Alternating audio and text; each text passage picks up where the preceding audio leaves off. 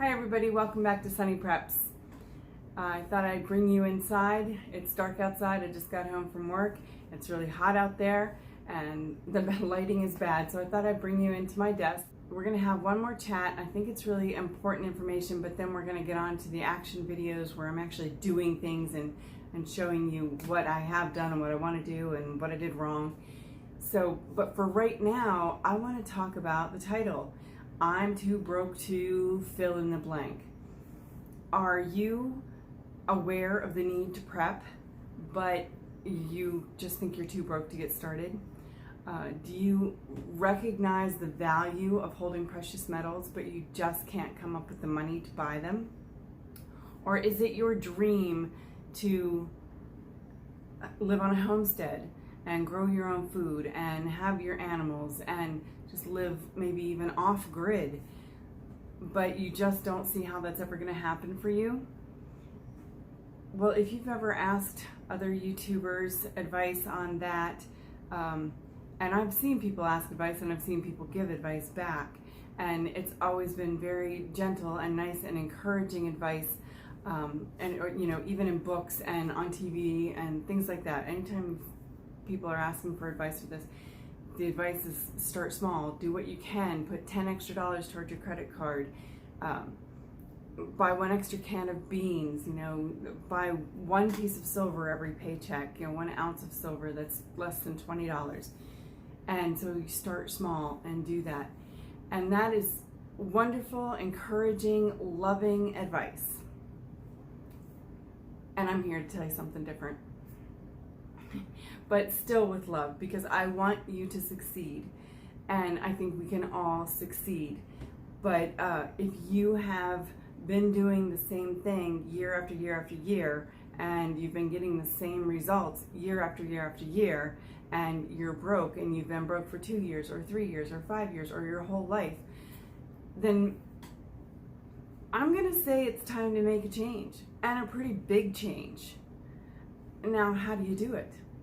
It's not easy. It takes work, it takes effort, it takes guts, it takes stepping outside of your comfort zone, it takes trusting yourself and trusting your higher power, and trusting the process.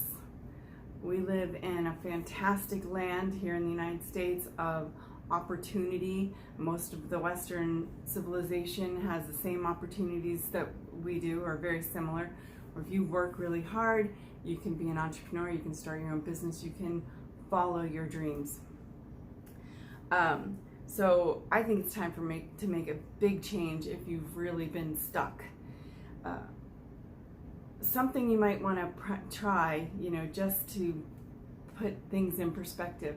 If you live in a city, I want you to go to the top of the highest building and look at your path from school to work, to home, to maybe to school, to your kid's t-ball game, to the store, to your mom's, back to work, back to home, back to the t-ball game, to the store, to work, and you'll find out that it's just a little pattern, right? So when you look at those cities, when you look at a city from a skyscraper, a very tall skyscraper, you can see those urban canyons and how people are just buried so deep in those urban canyons that they can't see the horizon very often. There's one little slit of the horizon down the street, I want you to get on top of the tallest building and look out past your normal path, past your rut. What's holding you in it?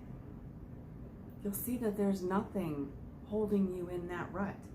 And if you live in a rural area or a more suburban area, go to the top of the highest hill or a mountain near where you live and track your path. You go down that valley to get to work and then go over that river and across that hill to get to the mall. It's the same thing. It's still a rut. And what's the first thing you do when you're in a rut? You get out of the car, you look at the situation. Well, I want you to go to the top of the highest place that you can find and look at your situation and see the way out. It's not, you don't have to be stuck. So let's start. Easy peasy, first start. If you are still trading your hours for dollars, I want you to start thinking like this in making your purchases, because that's the easiest way to start. I know people that look like they have the trappings of all the stuff that we all want, and they are buried in mortgage and car payments and credit card debt, and they still go out and spend and spend and spend. I had a friend that was always flat broke, and she would still go out and spend $100 every couple of months to get her hair professionally colored. Maybe more often than that, I don't know. Now, she had a pretty good job. She was making at least $20 an hour, maybe more, 25, something like that. She had a special, it was a scientific degree, and she was using her degree in her field, and she would have to work for 5 hours to pay somebody to take 2 hours to color her hair.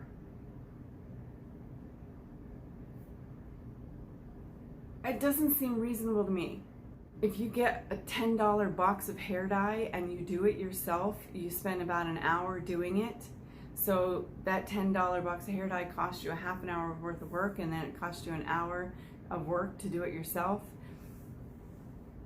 Which one makes more sense? It makes more sense to me to dye your hair yourself, because it doesn't always look good when it gets done professionally. So if they mess up, you mess up, whatever. Most of the time it's going to turn out just fine if you do it yourself. So another thing is getting your nails done. As you can see, ladies, I don't get my nails done. I have other places and priorities for that money. And maybe someday I will start getting them done all the time, although I doubt it. My nails just peel like tape off of paper. But, I'm not saying I'll never get them done for a special occasion. I might, but it is not in my regular wheelhouse to do that, because it costs $50 to $60 a shot to get your nails done. And then you have to tip.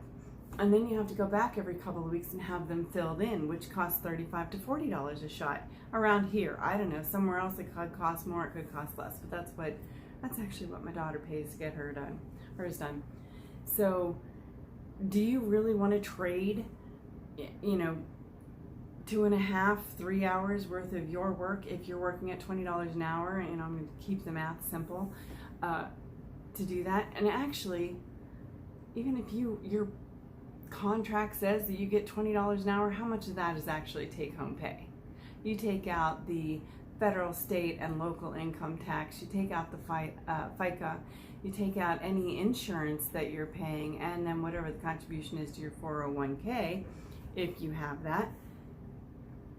Then figure out how many hours it would take you to get that hair dye job or get your nails done. And guys, I'm not forgetting you. The ladies are not the only ones that do this. How long are you going to have to work for those golf clubs? Is it worth it? Is that really where you want to put your money? How long are you going to have to work for that motorcycle you want? 6 months with nothing else? If you're working 6 months to pay for a motorcycle, that means you're not getting money for mortgage or rent or food or clothes or to feed your kids or take anybody to the doctor. So think about how many hours you would have to trade of your effort to pay for something of somebody else's effort, and make sure it's worth it. If it's worth it, knock yourself out. Get your hair done, get your nails done, buy the expensive purse, whatever it is, but make sure it's worth it. That's the first step. I think I'm gonna hear people say, but I work hard, I deserve it. I deserve to have myself pampered by getting my hair done. I deserve to look good by having my nails done. I deserve to have this vacation. I deserve to have a night out for dinner. And yes, you do sometimes. And actually, yes, because I don't want you to get into the idea of broke thinking. But temporarily, and for now, what you deserve is peace of mind. If you're buried in debt, you don't have peace of mind. You deserve peace of mind and the freedom to follow your dreams. And if you are shackled by debt, you are not free to follow those dreams. So think about that when you're thinking about what you deserve. You deserve peace and freedom. Now, the second thing I want you to think about is an even bigger change. If you've been working at the same job year after year after year after year, and it's not getting any better, then what do you need to change? Your job is not going to suddenly turn around and give you a 100% raise or a 50% raise. I am almost positive. There might be some instances out there where it happens, but it's just going to be really rare. So what do you need to do? Do you need to change jobs? If you do the same job for somebody else, will you make more money? And that's possible. That happens, you know. If you do a similar job, but for a different, you know, instead of selling refrigerators, you sell cars, are you going to make more money?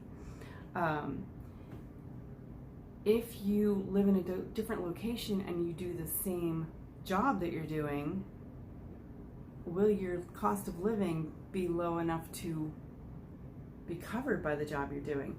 I work for a big corporation, it's multinational, and I looked on their job board that they have online, and if I did my job in California, I would get paid a little bit more, but the cost of living out there is sky high.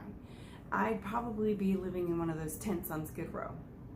I mean, there's just no way I could afford to have the standard of living. And there's no way I could have the standard of living that I have here in Northern Appalachia, let's say, as I would have for the same money in California. You couldn't possibly do it. And so maybe that's a change. You do the same job, just do it somewhere else where your cost of living isn't sky high. Or is it time to train for a new job? People do it all the time. It is not too late. I knew somebody who got hurt at work. His ankle was shattered, plates, pins, screws, all the works. And he ended up getting put on disability because they just didn't know if he'd ever even be able to walk properly again. There was a huge settlement with where he worked, so he was considered disabled for the job that he had when he got hurt.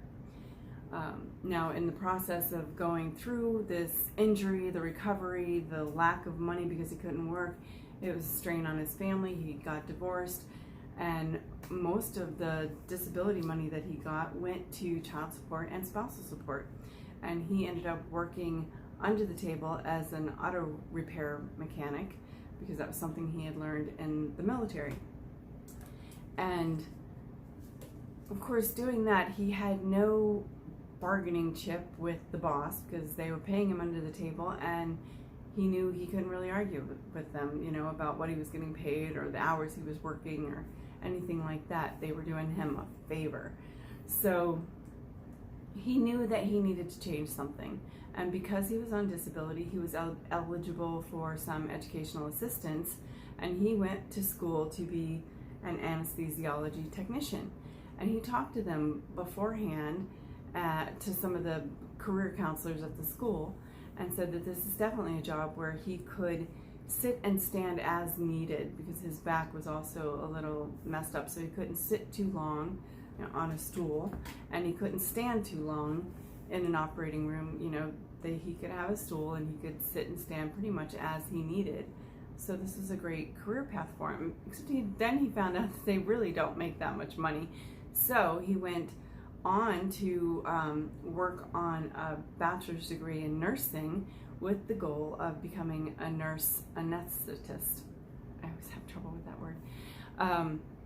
And they do make really good money, and he was well on his way to doing that. Now, he passed away from completely unrelated circumstance, but he did not let his disability or his disability payments define him. He knew that he could rise above that. There was absolutely no reason for him to accept that as his lot in life. He was always just going to get what he got in disability. He knew that he was better than that. He was more than that. And whatever your circumstances are that you feel like are holding you back, do not let your circumstances define you. You are more than your circumstances. You can do more. If you are just barely squeaking by, that is not the way we are intended to live. You are more. You can do more. And I believe in you. So the next thing you want to think about, if maybe that's a little too scary, or you need to work up to that, or you did that and it's not quite enough, I want you to think about some lifestyle changes. My grandparents survived the Depression because they lived in a boarding house. They were a young married couple. They had a baby, my aunt, and they lived in the attic of a big house. Now, the attic was the 3rd floor, and it was literally, legitimately an attic. And it was cold in the winter, and it was hot in the summer. And my grandmother had a heating plate up there to cook on, a hot plate to cook on, and they had to carry water up to the 3rd floor if they needed water to wash the baby, to cook. Now, they shared the bathroom with all the other residents of the house. So, that's extreme. And right now there are too many government regulations. I'm not even sure if there are any more boarding houses these days. But can you get a roommate? Can you be a roommate? Those are some ideas. Now, my situation that I promised to tell you how I got from being a single mom who was just barely making ends meet and struggling, and relied on child support and a little bit of help from my dad, and how did I get from that to owning rental property? Well, I had chosen the place I lived when, after I gotten divorced, and I rented for a while because it's where I found a job. And then when I was looking for a house, I wanted to stay in the same school district. My kids were settled in that school district, and they didn't want to move, and I didn't want to have to move them again. They had done that too many times already in their short little lives. And I liked the idea that the community we were in had lots of sidewalks, and they could walk to the convenience store, and they could walk to the movies, and they could walk back and forth. And my son even got a job where he could walk to his job later, after we'd been there for a while. And so, so the house that I got was just all the house I could handle. With all the help I could get, it was all I could handle. And I, managed to make it every month, but there was nothing else. We really, we're very frugal, and the broke mind aspect. But I've gotten out of that. I've learned. I've grown past that. But it was a lot of no. What do you think? Money grows on trees. You can't have that. We can't afford it. We're not going to do that. I struggled to make that work, and as they were growing up and I was looking at being an empty nester, and I knew the child support was going to end, there was no way. I might have been able to keep a hold of the house, but I would have been able to do absolutely nothing else. I would not have been able to help my kids if they needed my help with anything as they were starting their life as young adults. I would not have been able to start traveling, which is an interest that I have, that I want to start being able to do, and hopefully will be soon. I just would have struggled all the time just to make that house payment, and I would have been in that big house in a decent school district with nobody in school and nobody in the house with me, and it had other aspects that I didn't like about it. Couldn't have air conditioning without paying a lot of money because it didn't have ductwork. It had the radiator heating. So I decided I was going to do something. Now, my first idea was to turn my basement into an apartment, which actually could have been separated off pretty easily, but there would have been a lot of work into finishing the basement. It was an unfinished basement. So that would have been a lot of money into that. And so I kind of decided not to do that. I didn't have the principal to start with, the capital to make that investment. And so I thought, okay, I'm going to sell this house and I'm going to buy a duplex, and I will live in one side and I will rent out the other side. And this seemed like a good idea. So I sold my house. Now, I had done a lot of work to that house. I had the bathroom professionally remodeled. I remodeled the kitchen myself. I built a deck in the back and completely re-landscaped the backyard, and had done some other work here and there and around. And so when I sold the house, I cleared $50,000 over what I owed on it. And we had lived there pretty close to 10 years, I think. So I took that $50,000 and I bought the house that I'm living in now. Now look at this stained glass work in the glass front bookcase. There's some really nice features about this house. It's an old house, as was my other one. But it's in a neighborhood that I would not have raised my kids. You know, I would not have lived here. It's fine, it's safe, it's the neighbors actually talk to each other, which I really like. They know, the one across the street knows everybody's name, talks to the kids as they're playing out on the street. It's quiet, there's nobody up here in this neighborhood that doesn't need to be up in this neighborhood, and there's no traffic noise, and I was able to install air conditioning, so that's wonderful. But all in all, I purchased the house for $27,000, and then I put in the air conditioning and put on a roof. I still had money left over from that $50,000 to be able to invest in a separate rental house that I didn't have to live right next door to my people that I was working or renting to. So that's how I got started, because now I don't have a mortgage. So I was able to borrow money and have a down payment from what was left over. And all it took was I live a little further away from work. It's a little bit smaller house, but it's got the same number of bedrooms. It's still a 4-bedroom brick house. And the kitchen's a little smaller. I have everything else the same. I have a better view out the back. It's quieter. I have air conditioning. There's a lot of stuff about the house is a lot better. It's just when I say the name of the community I'm living in, people are like, eh. I'm like, no, not eh. It's fine. This is a nice little neighborhood. Down over the hill, it might be a little eh. But it's actually coming back because we have some economic growth in our neighborhood. So those are the changes I made. What are the changes you can make? Can you rent out part of your house? Do you have a garage that can be converted to an apartment? Can you move into a smaller house? Can you take on a roommate? Can you take on a boarder? I don't know what the answer is for you, but there's an answer. You can make changes. And what I want you to do is really the most important thing, is to focus on your goal. What is your goal? Because you can do a lot of work when you have a clear goal in front of you. You can stumble and fall and get up, and you can keep seeing that goal, and you can keep going for it, and you can make it happen.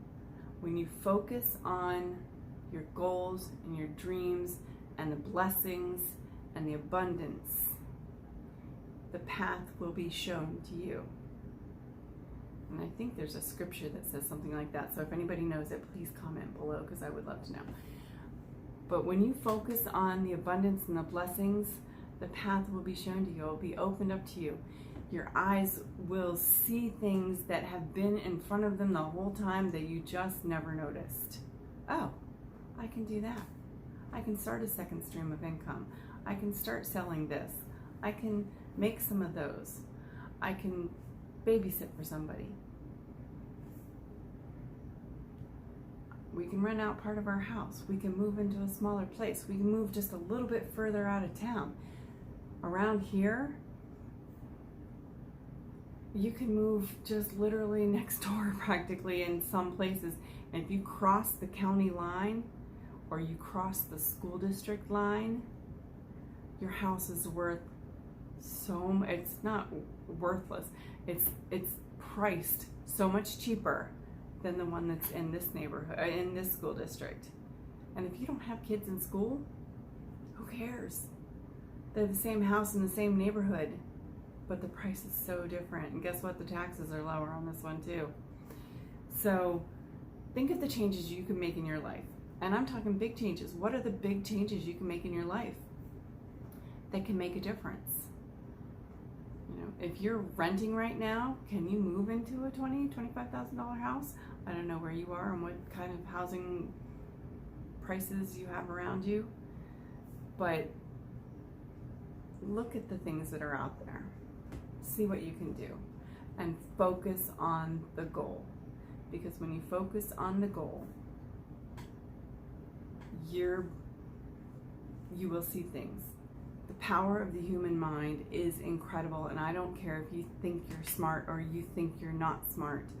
The power of your mind is mind-blowing. That's the only way I have to say it. It's incredible. So if you focus on the goal, the path will open up. So do that. And be willing to make big changes and little changes along the way. Challenge yourself. Challenge yourself to grow. Don't forget, the sun is shining right now. Our economy is still good. We had some bumps in the road last week and things are coming back strong, but who knows how long we're going to be able to keep going strong. There are cycles all the time. Right now we're in a great economy. We're in strong growth for a while. Most of us know that it can't last, and I don't want to be a Debbie Downer on that. I want to focus on the goal, but there are cycles of up and down and up and down. These are natural cycles, and they haven't been allowed to be natural for a long time. So right now the sun is shining and it's time to make hay. So whatever changes you're going to make, don't put them off. Don't put them off. Now's the time to do it. Make those changes. Secure your future. Fix the roof before it rains while the sun's still shining. Because remember, a rainy day is no match for a sunny disposition. You can do it. Don't forget to hit the subscribe and the like buttons, and I will see you guys in the next video. Thanks. Bye.